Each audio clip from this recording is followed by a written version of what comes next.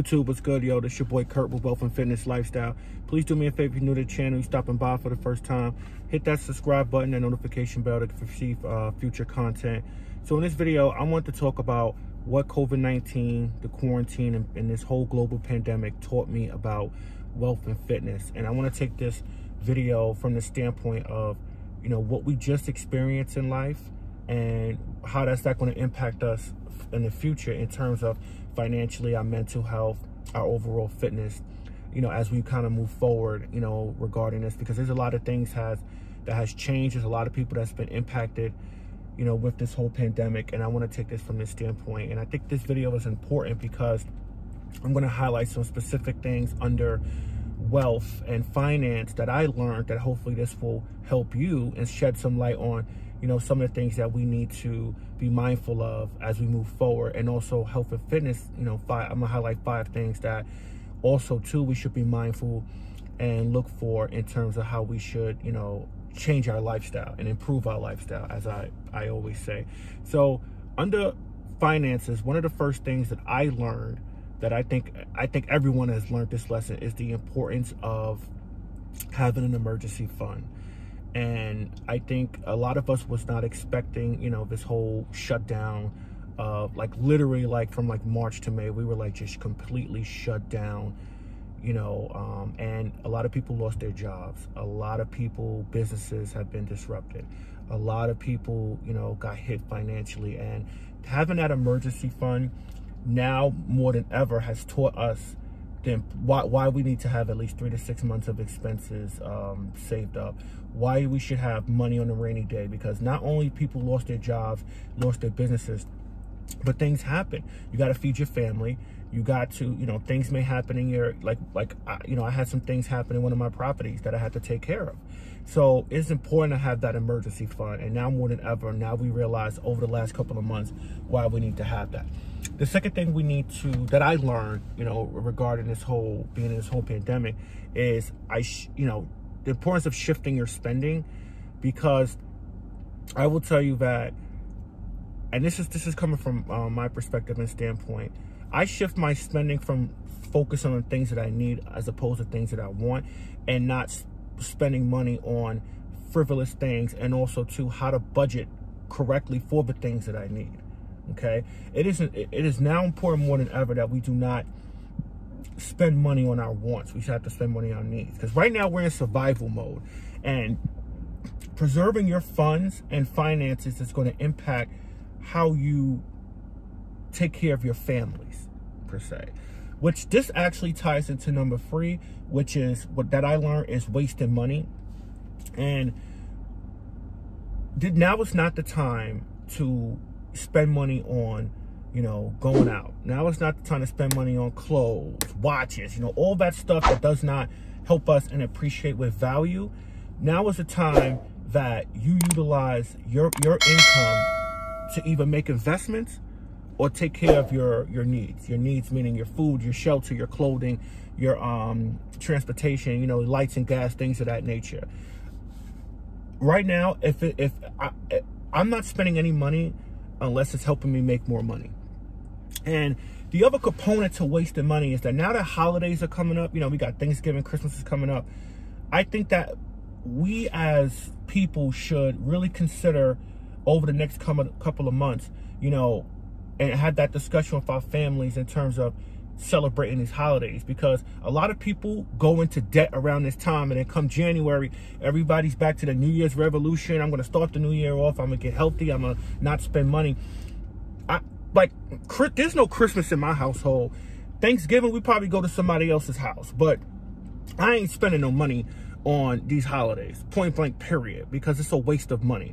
And why would you put yourself experiencing what we just experienced, put yourself in a financial bind and go into even more debt because you want to celebrate those holidays? So that is something to consider as we go forward. And, you know, you go forward, you can make that decision with you and your family, but wasting money and then spending money on holidays, taking vacations and birthdays and all that other stuff, we really got to consider what's more important now, making sure we have reserves or living our best life, and then something, you know, this whole situation in the pandemic worsens, and then you're even more in a financial bind, right? So these are some things that you should consider. Number fourth thing that taught me about being in this whole pandemic is focusing on your purpose. And, you know, I did this video about the ability to be alone and in your solitude, how you know, kind of learn yourself, you kind of manifest energy to want to pursue certain things in life, right?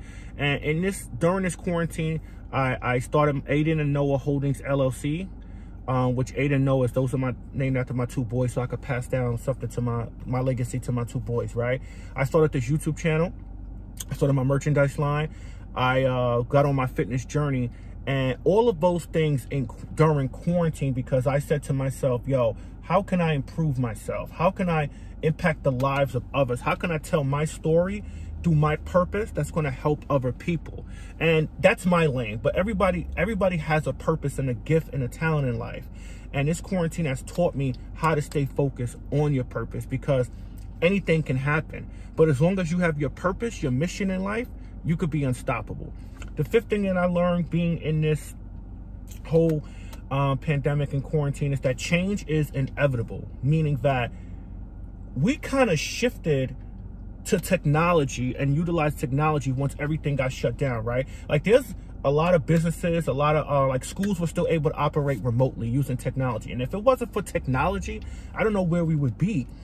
And now that we're kind of everything slowly open back up with restrictions, you got to understand a lot of people are not going back to work. You know, and you know, to workforce, meaning that they're not going back to their office. They're working remotely because they learn how to adapt. Change is always going to happen, and you have to adapt with the changes in life. And if you don't, then you get kind of stuck in your ways, and you get kind of stuck into what used to be as the world is moving faster than you are moving. So just remember that change is always inevitable, and you have to adapt to those particular changes. And with the emergence of technology, what that has taught us is how to operate and do things more efficiently and faster, right? Number 6, and I'm going into the health and fitness part of it, and I'm also going to include kind of mental health. Number 6 is self-discipline. You know, being in this quarantine has taught me how to build a schedule for myself, stick to that schedule, go to the gym at 5 o'clock, come back home, make sure your boys are good, get dressed, you know, go to work, come back, do videos, do another workout, meal prep, etc. Right? It taught me how to stay disciplined. It taught me how to stay disciplined in my finances too, because I'm sticking to a strict budget. I'm saving a certain amount and then putting money into my reserves while I'm using other money to make investments long term, right? Number 7, working out from home. You know, when everything happened, gyms closed down, all health centers closed down. But you guys saw me in my videos. I was going outside working out. I was going in the park, and I was using the term of no excuses because I couldn't go physically in the gym. You know, there's something about going to the gym that's impactful. But when your health is at stake and your mental state at stake, you know, you got to continue going. So I shifted from working out from home. There's a lot of personal trainers out there who shifted their business. They started doing virtual workouts and making money doing it. And people were okay with it because people were home, okay? Number 8, the importance of socialization. And I want to take socialization from the standpoint, like when I observe the children, right? When I was observing like kids being out of school and doing school virtually, you know, via Zoom or whatever social platform, I noticed that how important socialization is, because kids were missing their friends. You know, kids weren't, you know, but when the parks were shut down and it slowly started opening, you know, everybody had their mask on, their sanitizers. Don't touch that kid. Don't be around this kid. You know, socially dis. But the kids kept running to each other, wanting to play. They missed that aspect of being in person, is that socialization component and skill.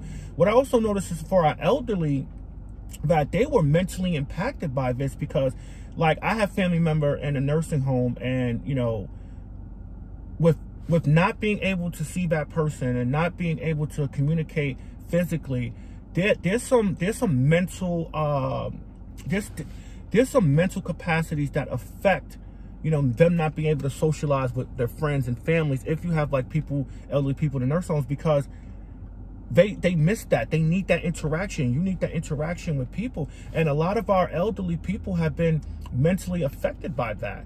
And, you know, we have to be mindful of that also too, as well as, you know, for our own needs, our socialization and interacting with other people, you know, being in person. So, you know, socialization is huge, and it's really, really important.